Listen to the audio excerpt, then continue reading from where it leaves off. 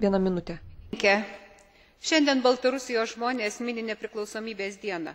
Priminsiu, kad 1918 m. kovo 25 d. buvo paskelbta Baltarusijos Respublika.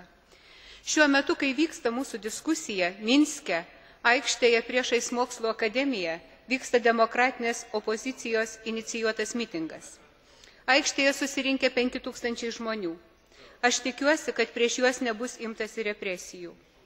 Todėl, kaip ir anksčiau, o šiandien ypatingai, aš solidarizuojuosi su visais baltarusiais pasaulyje. Visų pirma, su baltarusiais susirinkusiais vienoje Minsko aikščių. Tais, kuriems brangi nepriklausomybės ir laisvės dvasia. Dėl dialogo su Baltarusija. Dialogas reikalingas, bet ne bet kokia kaina.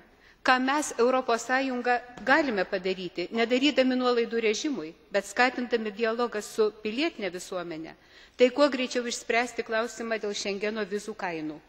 Šengeno viza kainuojanti 60 eurų daugeliui baltarusių per brangus malonumas.